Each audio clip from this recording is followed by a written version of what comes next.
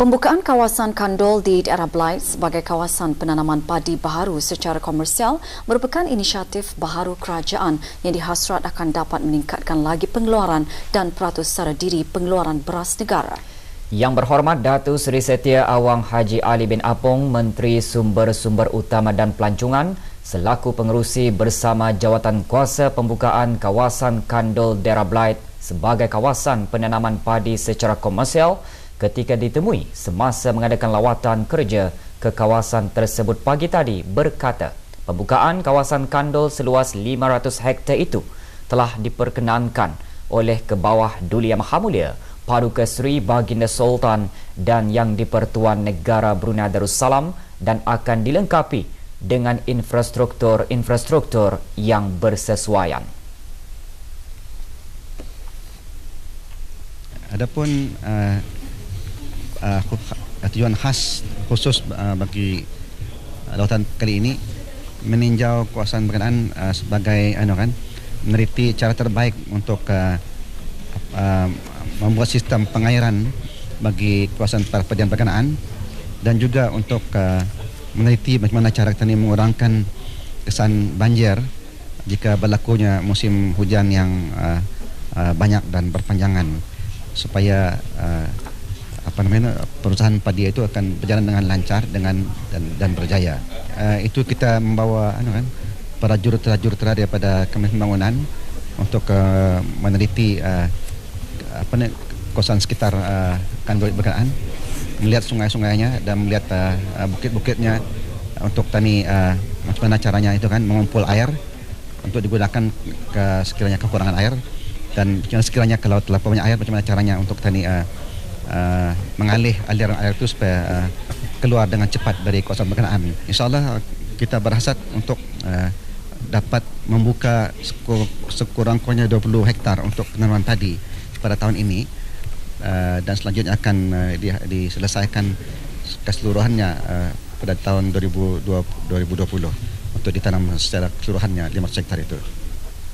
Lawatan dimulakan dengan meninjau kawasan penanaman padi Kandol menggunakan jalan darat iaitu Jalan Kandol.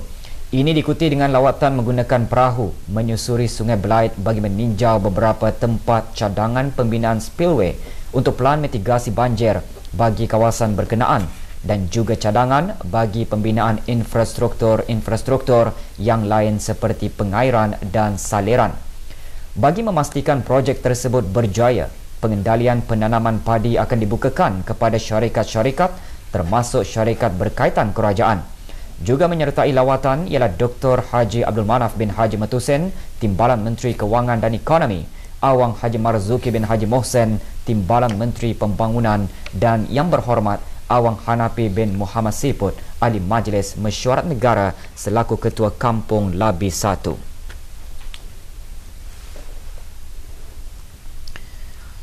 Meningkatkan lagi kualiti guru terutama sekali dalam mengharungi era revolusi keempat yang dijangka membawa impak besar kepada semua aspek kehidupan termasuk pendidikan merupakan keutamaan Kementerian Pendidikan pada masa ini. Berucap semasa mempengerusikan sesi muzakarah Kementerian Pendidikan bersama ahli-ahli Majlis Mesyuarat Negara pagi tadi, Yang Berhormat Datuk Seri Setia Awang Haji Hamzah bin Haji Sulaiman, Menteri Pendidikan menekankan para guru perlu dipersiapkan dengan kebolehan mengajar para pelajar kemahiran baharu yang diperlukan untuk mengharungi cabaran era baharu. Dalam kepelbagaian cabaran-cabaran yang ada, kualiti guru adalah satu perkara yang menjadi keutamaan Kementerian Pendidikan pada masa ini. Ini adalah kerana kunci kepada sistem pendidikan yang cemerlang ialah kualiti guru itu sendiri. Cemerlang guru, cemerlanglah pendidikan dan kemajuan sesebuah bangsa itu. Guru yang sedemikian ini akan mampu melahirkan generasi yang mempunyai keutuhan dan jati diri tinggi sebaya dengan kemajuan yang mengiringi apatah lagi dalam mengharungi era revolusi industri 4.0 ini. Inilah juga hasrat wawasan Brunei 2035, iaitu untuk mempunyai generasi yang berpendidikan dan berkemahiran tinggi, kukuh agama lagi berakhlak mulia. ahli-ahli yang berhormat dan para hadirin sekalian, menyentuh mengenai dengan revolusi industri 4.0 ianya akan membawa impak besar kepada semua aspek kehidupan kita, termasuklah pendidikan. Jenis pekerjaan yang ada sekarang akan hilang dan diganti dengan jenis pekerjaan yang belum diketahui dengan adanya kecanggihan teknologi digital, Internet of Things, Artificial Intelligence dan robot-robot pintar. Justru itu adalah amat mustahil bagi kita ni mempersiapkan generasi kita dengan kemahiran dan nilai diri yang diperlukan. Menteri Pendidikan juga mengongsikan yang kementeriannya bersama Universiti Brunei Darussalam sedang dalam proses mereview kaedah pemilihan dan pengambilan guru-guru di samping meneliti aspek lain seperti mentoring pembangunan profesional, laluan kerjaya, kepimpinan dan pedagogi yang bertujuan untuk mempertingkatkan lagi kualiti perguruan di negara ini. Yang berhormat juga menyentuh mengenai beberapa strategi dan inisiatif lain yang telah dan sedang dilaksanakan oleh kementeriannya. Ianya merentasi semua peringkat, iaitu peringkat rendah, menengah, pasca menengah, pendidikan teknikal, vocasional serta pengajian tinggi.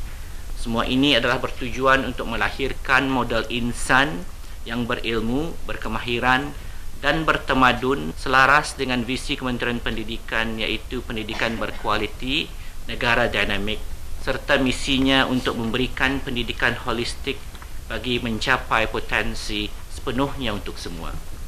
Muzakarah antara lain bertujuan mengongsikan maklumat secara terbuka, isu, cadangan yang memberi manfaat kepada Kementerian Pendidikan dalam usahanya meningkatkan lagi kualiti pendidikan di negara ini.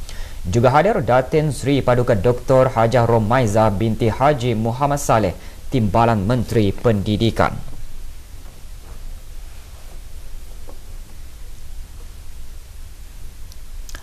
Pameran jejak seni bina dan mercu tanda Islam Bandar Seri Begawan akan diadakan di lapangan terbang antarabangsa Brunei pada 17 Januari ini.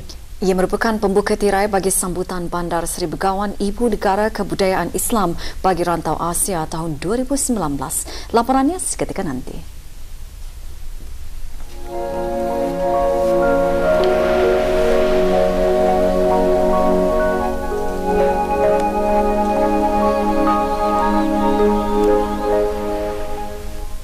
Tabung Kemanusiaan Bencana Sulawesi masih lagi dibukakan sehingga Isnin ini. Petang tadi, tabung berkenaan menerima sumbangan berjumlah RM12,000 daripada Rabitah Antarabangsa Alumni Al-Azhar Brunei Darussalam.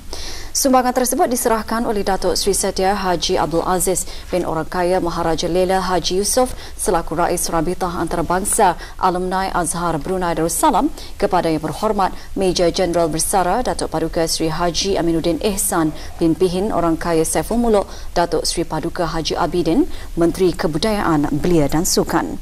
Turut menyumbangkan ialah syarikat Hani Marzuki Car Rental Sendirian Berhad. Sumbangan berjumlah RM1,000 diserahkan oleh Pengiran Haji Abdul Rahman bin Pengiran Datuk Paduka Haji Jaluddin, pemangku pengarah urusan syarikat berkenaan. Juga hadir Datin Paduka Dr. Hajah Nurlila binti Datuk Paduka Haji Abdul Jalil, Setiausaha Tetap Kementerian Kebudayaan Belia dan Sukan dan Dr. Haji Nur Arfan bin Haji Zainal, Naib Rais Alumni. Majlis diadakan di Kementerian Kebudayaan Belia dan Sukan. 2019 merupakan tahun signifikan bagi negara Brunei Darussalam apabila Pertubuhan Pendidikan Saintifik dan Kebudayaan Islam (ISESCO) mengiktiraf Bandar Seri Begawan sebagai Ibu Negara Kebudayaan Islam bagi Rantau Asia untuk tahun 2019 bersama dengan bandar-bandar di Rantau Arab dan Rantau Afrika iaitu Tunis, Republik Tunisia dan Bissau, Republik Guinea. Pengiktirafan tersebut adalah satu penghormatan yang amat tinggi nilainya bagi Bandar Seri Begawan dan merupakan satu mercu tanda penting yang bersejarah bagi negara secara amnya. Haji Omar Haji Abdul Rahman meninjau antara persiapan dan kriteria pemilihan Bandar Seri Begawan.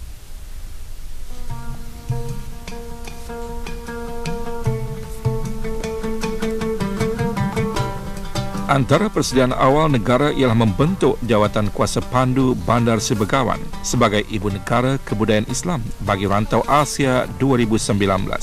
Jawatan kuasa ini berperanan untuk menyediakan halat tuju yang tepat kesempatan bagi semua jawatan kuasa kerja untuk bertindak dan seterusnya melaksanakan program dan aktiviti yang telah dirancang. Pameran Jejak Seni Bena dan Mercu Tanda Islam Bandar Seri Begawan, salah satu acara utama bagi sambutan Bandar Seri Begawan Ibu Negara Kebudayaan Islam bagi Rantau Asia tahun 2019. Pameran itu nanti adalah pembuka tirai bagi sambutan berkenaan yang dijangka diadakan di lapangan terbang antarabangsa Brunei pada 17 Januari ini. Pemilihan Bandar Seri Begawan sebagai Ibu Negara Kebudayaan Islam bagi Rantau Asia untuk tahun 2019 adalah sinonim kepada status negara Brunei Darussalam sebagai sebuah negara Melayu Islam Beraja yang kekal diamalkan lebih 600 tahun lalu. Bandar Seri Begawan merupakan bandar ketiga di Asia Tenggara, dipilih selepas Kuala Lumpur, Malaysia pada tahun 2009 dan Jakarta, Indonesia pada tahun 2011. Pengiktirafan ini adalah satu peluang keemasan untuk menonjolkan budaya dan nilai-nilai kehidupan seharian rakyat dan penduduk di negara ini. Negara sendiri telah merungkai sejarah tamadun bangsa dan berdasarkan sejarahnya yang gilang gemilang serta kedudukannya yang strategik, Bandar Seri Begawan memenuhi kriteria pemilihan Bandaraya Kebudayaan Islam yang digariskan oleh ISISCO. Antara kriterianya ialah mempunyai sejarah dan menunjukkan kecemerlangan kebudayaan, menyumbang dalam memperkaya budaya Islam dan kemakmuran budaya manusia, mempunyai mercu tanda ketamadunan dan institusi-institusi kebudayaan, serta memperlihatkan minat dalam menganjurkan kegiatan kebudayaan, pesta buku, pameran, persembahan, forum dan sebagainya. Peluang keemasan ini diambil sepenuhnya oleh negara, khususnya dalam mengetengahkan amalan seharian orang-orang Brunei yang memang dan sudah sedia mengutamakan ajaran agama Islam di pelbagai peringkat. Di samping pelaksanaan beberapa aktiviti dan program khusus pada tahun 2019, peluang ini juga mencerminkan Bandar Seri Begawan sebagai bandar Islam yang benar-benar tulen terutamanya kepada mata dunia dengan sentiasa mempraktikkan dan membanggakan konsep Melayu Islam Beraja. Ini secara tidak langsung akan memajukan lagi bidang pelancongan dan meningkatkan nilai-nilai beragama dan budaya. Selaku rakyat dan penduduk di bumi Darussalam ini, sama-samalah kita menyokong dan menjayakan inisiatif kerajaan untuk menjadikan Bandar Seri Begawan sebagai bandar yang bercirikan Ibu Negara Kebudayaan Islam. Haji Omar Haji Abdul Rahman melaporkan untuk Berita RTV.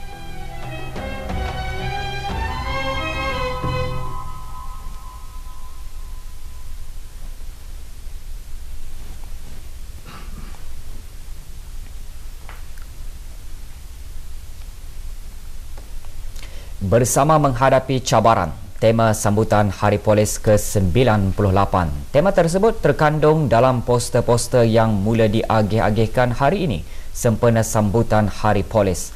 Majlis penyerahan poster berlangsung pagi tadi di Mes Pegawai Ibu Pejabat Pasukan Polis di Raja Brunei, Gadong. Penyerahannya disempurnakan oleh Datuk Paduka Seri Haji Muhammad Jeme bin Haji Muhammad Shah Al-Islam, Pesuruhjaya Pasukan Polis di Raja Brunei. Poster diserahkan kepada para pengarah, pegawai pemerintah daerah polis, ketua formasi, pegawai menguasa balai pasukan polis di Raja Brunei serta pegawai-pegawai daerah, wakil-wakil kementerian, para penghulu dan ketua kampung serta wakil media. Antara yang hadir, Datuk Seri Pahlawan Haji Muhammad Irwan bin Haji Hambali, Timbalan Pesuruhjaya Pasukan Polis di Raja Brunei.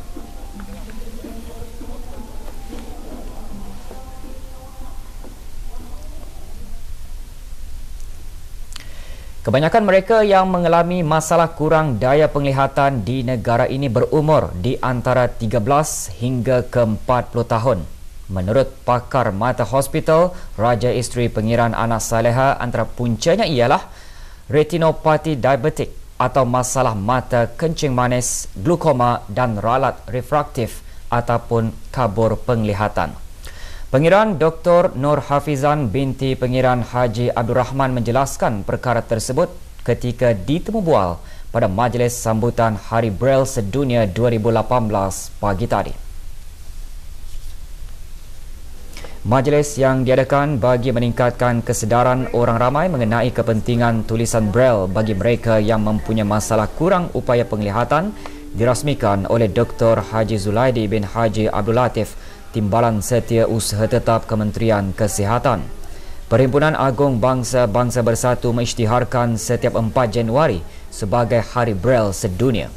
Pada sambutan ini, orang ramai berpeluang untuk mendapatkan maklumat, nasihat dan menambah ilmu pengetahuan mengenai masalah mata dan cara penjagaan mata yang baik. Sambutan dijayakan dengan kerjasama Unit Pendidikan Khas Persatuan Orang-Orang Cacat Penglihatan Kebangsaan Negara Brunei Darussalam dan The Braille Company.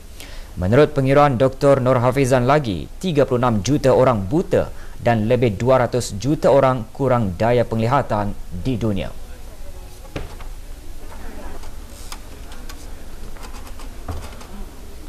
Sebab-sebab orang yang boleh buta atau kurang daya penglihatan banyaklah. So ikut umur berapa kena dapat diagnosis ini nampak.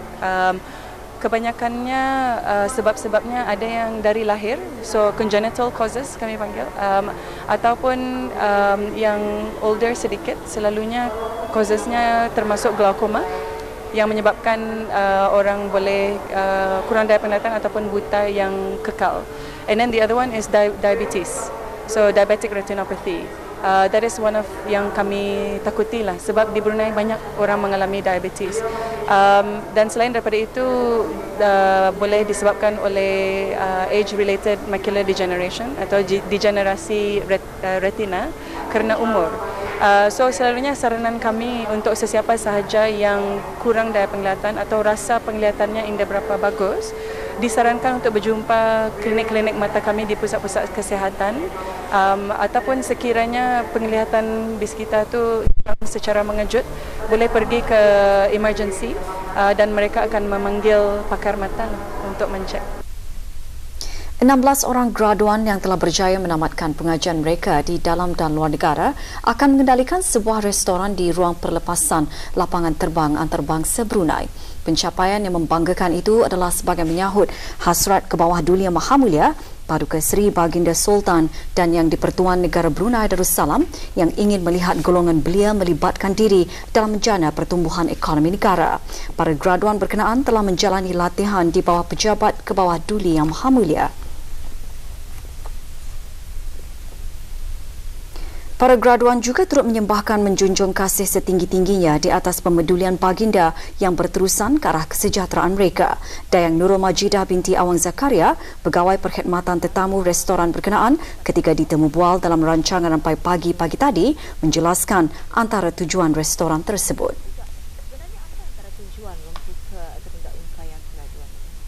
Di antara tujuan membuka restoran Tarindak Ungkaya graduan ini adalah untuk memberi pekerjaan kepada graduan-graduan, para graduan.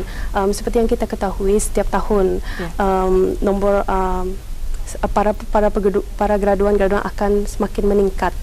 Oleh itu, ini adalah salah satu platform untuk para graduan untuk menerokai bidang-bidang yang di luar daripada zon selesa masing-masing. Restoran ini adalah sangat unik kerana ianya satu-satunya restoran yang sepenuhnya dikendalikan dan diupayakan oleh graduan-graduan sendiri.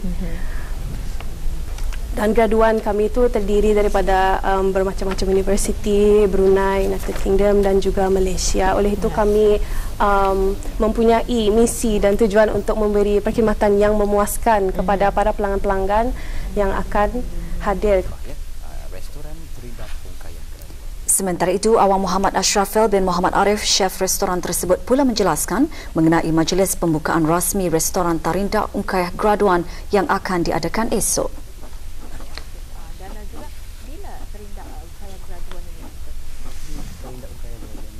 Ini restoran kami itu akan dibukakan secara rasmi, diadakan pada hari Ahad.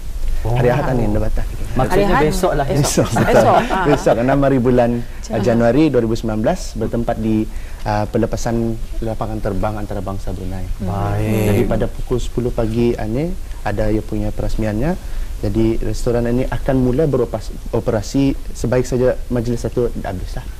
Jadi waktu perniagaan kami itu akan dari setiap hari minggu itu dari Isnin sampai hari Ahad, setiap hari dari pukul 7 pagi sehingga 12 malam.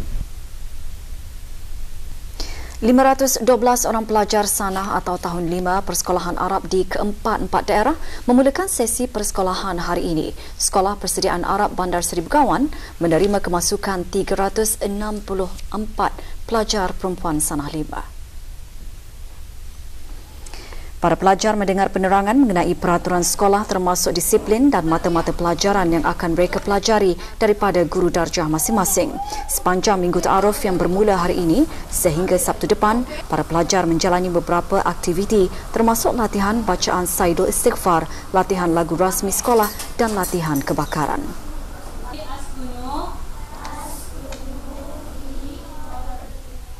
Objektif dalam Minggu Ta'aruf tersebut ia kebanyakannya menjurus kepada membentuk sasiah diri pelajar di samping untuk memotivasi mengukuhkan lagi jati diri pelajar, dan yang paling penting adalah kami ingin memperkenalkan bahawa bahasa Arab adalah bahasa utama apabila mereka berada di sekolah ini. Itulah yang paling penting bagi kami dalam program Minggu Ta'aruf. Para pelajar akan mempelajari 3 mata pelajaran teras Arab dan Agama iaitu Bahasa Arab, Al-Quran dan Tarbiyah Diniyah, 5 mata pelajaran teras umum iaitu Bahasa Melayu, Bahasa Inggeris, Matematik, Sains dan Melayu Islam Beraja dan 5 mata pelajaran wajib iaitu Amali Agama, Khat, Pengajian Sosial, Pendidikan Jasmani dan Reka Bentuk dan Teknologi.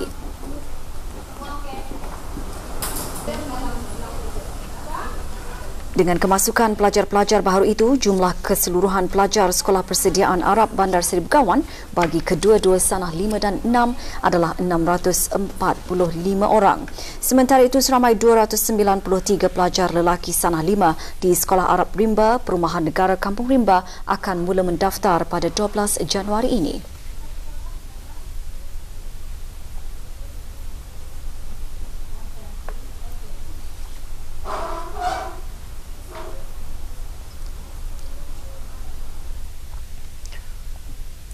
Di Kuala Belait, 55 pelajar baharu sanah atau tahun 5 mendaftar bagi mengikuti sesi pembelajaran di Sekolah Arab Belait. Majlis pendaftaran pagi tadi berlaku serentak dengan pembukaan Minggu Ta'aruf bagi sekolah berkenaan. Pelajar-pelajar baharu itu terdiri daripada 18 orang murid lelaki dan 37 orang murid perempuan. Minggu Ta'aruf diadakan sebagai usaha membiasakan para pelajar baharu dengan budaya sekolah Arab Belait serta bagi menyesuaikan diri bersama rakan-rakan baharu.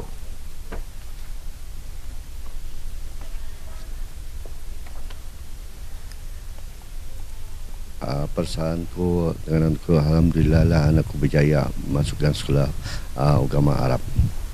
Perasaan saya memang happy lah, bangga dengan kejayaannya dapat masuki calon sekolah Arab dan macam bersyukur yang dapat masuk itulah. And then harapan saya untuk ya belajar dengan bersungguh-sungguh, mencuba dengan keyakinan sendirilah. Harapan saya mengenai dengan persekolahan Arab ini, mudah-mudahan ia akan dapat dipertingkatkan lagi dan dimajukan di masa akan datang, memandangkan teknologi sekarang ini sudah berkembang maju. Jadi diharapkan pendidikan yang berunsur ke arah keagamaan pun perlu dipertingkatkan dari masa ke semasa. Mahat Islam Brunei pula menerima kemasukan pelajar baharu seramai 76 orang termasuk 41 orang penuntut perempuan. Sesi pendaftaran kemasukan pelajar bagi sanah 5 itu berlangsung pagi tadi di Dewan Mahat Islam Brunei Kampung Bukit Bendera di daerah Tutong. Sebelum sesi pembelajaran dimulakan, para ibu bapa dan penjaga penuntut diberikan taklimat mengenai sejarah ringkas Mahat Islam Brunei disampaikan oleh Pengiran Haji Asmadi bin Pengiran Haji Aliuddin, Pengetua Mahat Islam Brunei. Taklimat juga menerangkan mengenai struktur pentadbiran, akademik, kegiatan dan kemudahan termasuk mata pelajaran yang akan diajarkan di sekolah berkenaan ke arah misi sekolah untuk melahirkan cendekiawan Muslim sejati. Beberapa orang ibu bapa yang ditemui rata-rata melahirkan rasa syukur kerana anak mereka berjaya meneruskan sesi pembelajaran di Persekolahan Arab tahun ini.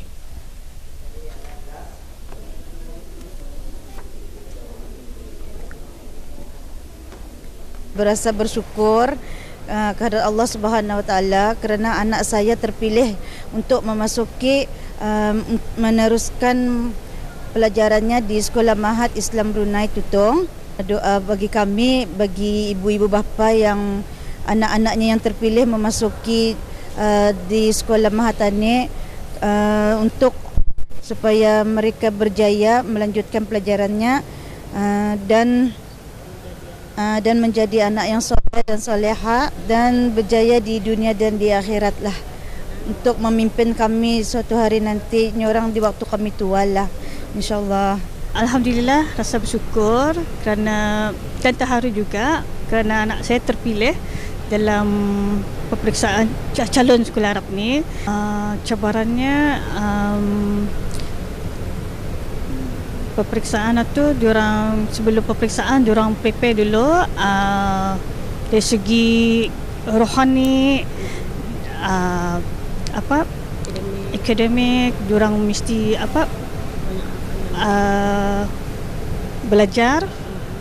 belajar ulang kaji untuk menghadapi peperiksaan itulah.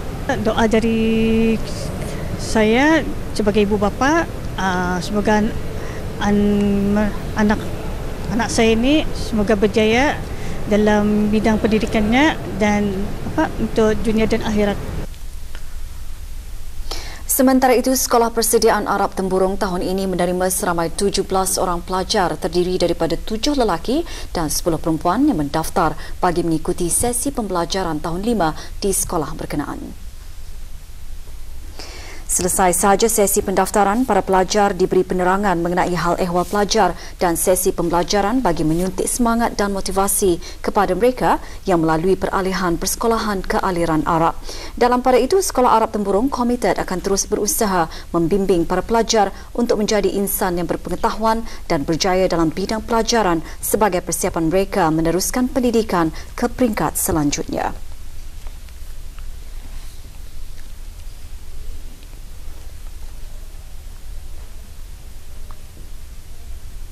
Saya sebagai salah seorang tenaga pengajar di sini juga, supaya pelajar-pelajar ini akan lebih bersemangat untuk mengetahui dunia baru bagi durang bahasa Arab.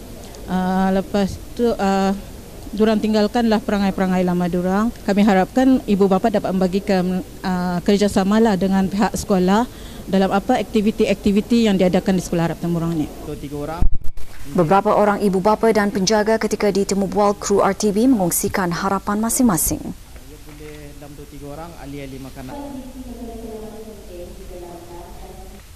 Semoga anak-anak maju jaya. Alhamdulillah ya dapat, bukan paksaan dari kami, indungnya ini atas keinginannya lah. Pasalnya kakaknya masuk sekolah Arab, macam ia pun iski melihat kakaknya masuk sekolah Arab atau yang kedua, kira anak kami yang kedua yang berjaya lah masuk kemari. Kami akui lah masuk kemari bukannya senang, tapi kira kami ada macam bagi sokongan lah arahnya supaya macam belajar lagi lebih kuat. Kira orang jadikan satu cabaran lah. Oh, yang pertama kali. Alhamdulillah, syukur juga dapat terpilih. Seramai 5,568 orang murid dicatatkan mengikuti kelas prasekolah agama di seluruh negara tahun ini. Murid-murid baru itu memulakan sesi persekolahan 2019 hari ini. Antara sekolah yang menerima kemasukan pelajar pra ialah Sekolah Agama Beribi Gadong. 91 orang murid mendaftar di sekolah tersebut pagi tadi. Ibu bapa dan murid-murid diberikan taklimat antara lain mengenai Akta Pendidikan Agama Wajib dan aktiviti persekolahan. Menurut guru besar sekolah berkenaan, selain mengajarkan mata pelajaran Al-Quran dan amali agama, program Insyirah juga diterapkan dalam sesi pembelajaran. Program Insyirah ini dijalankan sejam bagi setiap satu hari pembelajaran, iaitu akan diajarkan program-program seperti asuhan budi, iaitu mengenai penerapan akhlak dan adab melalui cerita-cerita teladan. Kemudian warisan kita akan diterapkan, iaitu mengenai menghalusi tulisan Jawi. Kemudian bimbingan bahasa Arab untuk menerapkan asas-asas bahasa Arab. Dan setelah itu hafazan surah-surah pilihan. Dan warisan kita yang seterusnya iaitu mengandungi pembelajaran dikir, tausyih, nasyid dan sebagainya. Guru besar juga menggalakkan para ibu bapa dan penjaga menghantar lebih awal anak mereka ke sekolah supaya dapat mengikuti aktiviti harian seperti berzikir, berselawat dan menghafal surah-surah pilihan. Mau belajar tulis Jawi sama Al-Quran, mengaji Al-Quran, sembahyang, jumpa kawan-kawan. Kesibukan menerima kemasukan murid pra juga berlaku di Sekolah Ugama Pengiran Anak Puteri Majidah Nurul Bulkiah, Kampung Kilanas. Menurut guru besar sekolah berkenaan, mata pelajaran yang diajarkan kepada peringkat pra ialah pelajaran mukaddam, didikan Muslim dan pelajaran Jawi.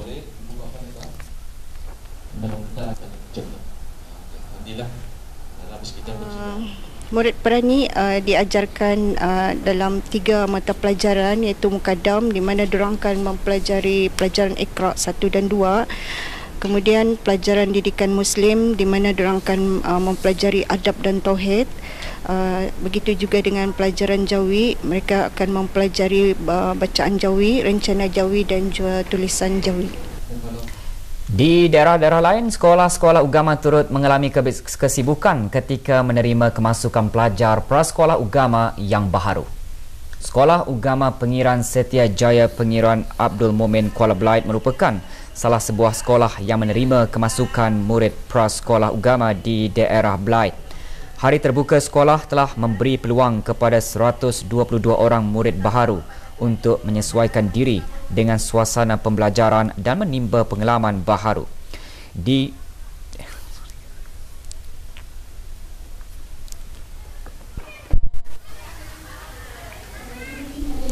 daerah Tutong, seramai 601 orang murid darjah pra di 29 buah sekolah agama memulakan sesi persekolahan agama petang tadi. Mereka diberikan taklimat mengenai peraturan sekolah. Salah seorang penjaga pelajar menyambut baik Akta Perintah Pendidikan Agama Wajib yang telah dikuatkuasakan beberapa tahun lalu di negara ini. Jadi pendidikan agama ini memang perlu ditekankan, diberi pendidikan seawal mungkin kepada murid-murid agar pendidikan agama yang diajarkan secara formal di sekolah-sekolah agama di seluruh negara akan dapat diamalkan oleh kanak-kanak tersebut sebagai amalan mereka dalam meniti usia mereka dari remaja hingga ke peringkat umur dan peringkat dewasa. Beberapa pelajar yang ditemui merasa teruja untuk berada di hari pertama di sekolah agama. I feel excited. I want to study, belajar, solat and berwudu, and baca Al-Quran. Kan belajar sama-sama and get number 1. Kita rasa happy dan excited. Macam di teacher agama. Belajar apa? Belajar sembahyang sama baca Al-Quran. Rasa sini boleh pandai. Jawi. Al-Quran. Sembayang. Takif mau belajar agama, mau jadi pandai. Di daerah Temburong, 89 murid baru mendaftar setakat ini bagi mengikuti sesi prasekolah agama tahun ini di 12 buah sekolah agama di daerah tersebut. Sepanjang sesi pembelajaran, murid-murid akan dididik cara menghalusi bacaan doa-doa harian serta bacaan sembahyang di samping menghalusi cara berwuduk selain mengikuti pelajaran Al-Quran, Tauhid, Adab, pelajaran Jawi, Amali dan Bahasa Arab.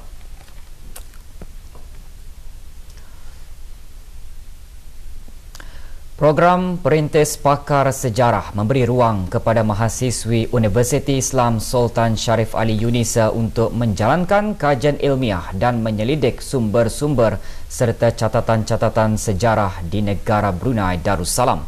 Program kolaborasi antara Pusat Sejarah Brunei dengan Fakulti Pembangunan Islam Yunisa selama 4 minggu itu berakhir hari ini dengan majlis pembentangan hasil program dan penyampaian sijil yang berlangsung di Pusat Sejarah Brunei di Ibu Negara.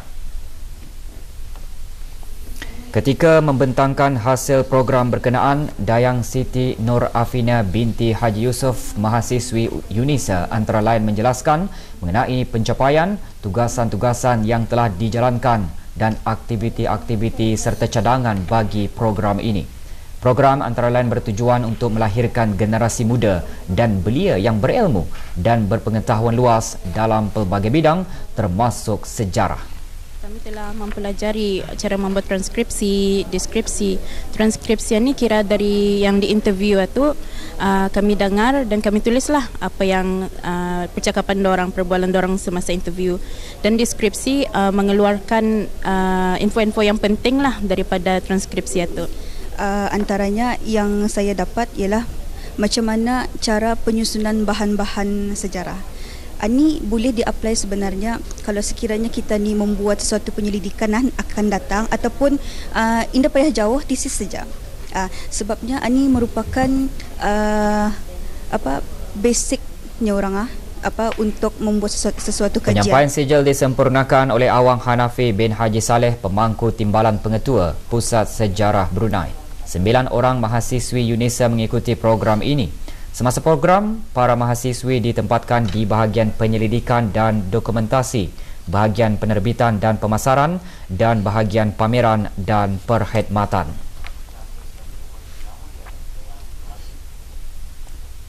Berhubung dengan penukaran nama Kementerian Perhubungan kepada Kementerian Pengangkutan dan Infokomunikasi yang berkuat kuasa mulai 15 Disember 2018 yang lalu, penukaran alamat laman sesawang bagi kementerian berkenaan yang baharu telah selesai dilaksanakan.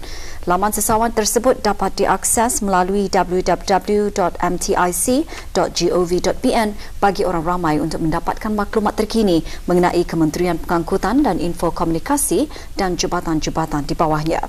Bagi maklumat lanjut, hubungi Dewi Najayati binti Pengiran Haji Syahrir melalui nombor telefon 238-3838, sambungan 1411 atau email dewi.syahrir@mtic.gov.pn atau Dayangku Norisma Warni binti Pengiran Haji Ismail melalui nombor telefon 238-3838, sambungan 1117 atau email norismawarni.ismail@mtic.gov.pn.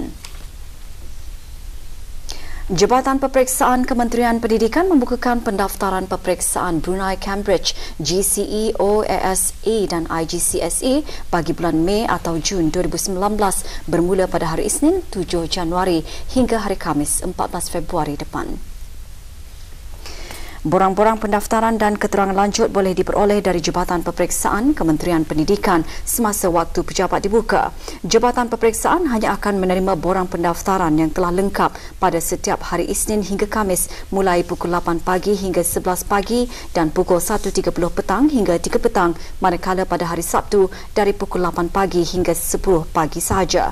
Borang-borang pendaftaran peperiksaan yang lengkap beserta dengan dokumen yang dikendaki hendaklah dikembalikan ke Jabatan Peperiksaan tidak lewat pada 14 Februari depan. Berita sukan. Festival Memanah Tradisional Brunei yang diadakan sempena Brunei December Festival 2018 dirasmikan pagi tadi di Kompleks Sukan Jerudong. Festival 3 hari yang bermula kemarin itu dianjurkan oleh Ar-Rafi Archery Brunei. Perasmian disempurnakan oleh Datin Paduka Dr. Hajah Nur Lila binti Datuk Paduka Haji Abdul Jalil, Setiausaha Tetap Kementerian Kebudayaan, Belia dan Sukan. 40 peserta mengambil bahagian dalam festival ini yang mempertandingkan acara-acara statik dan dinamik dalam pelbagai kategori. Festival dianjurkan dengan kerjasama Lembaga Kemajuan Pelancongan dan Jabatan Belia dan Sukan.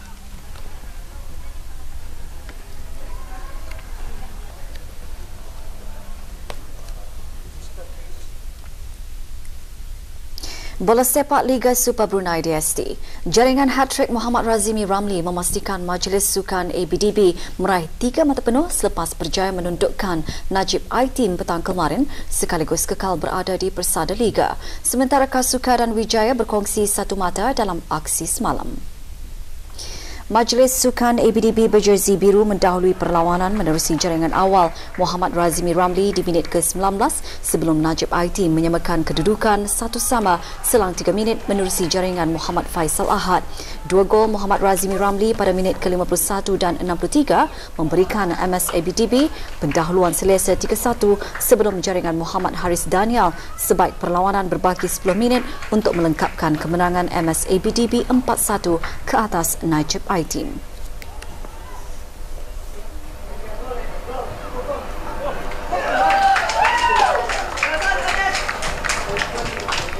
Sementara di Padang dan Balapan Kompleks Sukan Negara Hasan Al-Bolkiah Brakas berlangsung perlawanan antara Wijaya FC dan Kasuka FC.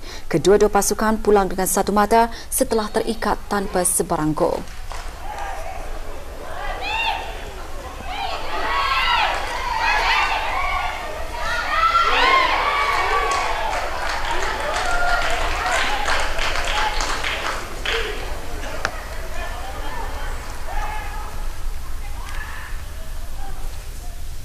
Sementara itu, saingan bola sepak Liga Perdana Brunei DST membuka tirainya semalam dengan perlawanan antara Tabuan Muda dan Jerudong FC. Perlawanan berlangsung di Padang Kompleks Sukan Brakas. Tabuan Muda berjersey kuning tidak menunggu lama untuk membuka tirai jaringan apabila menggegarkan gawang lawan untuk kedudukan 1-0 seawal minit pertama hasil rembatan kencang Abdul Adib bin Muhammad Roslan.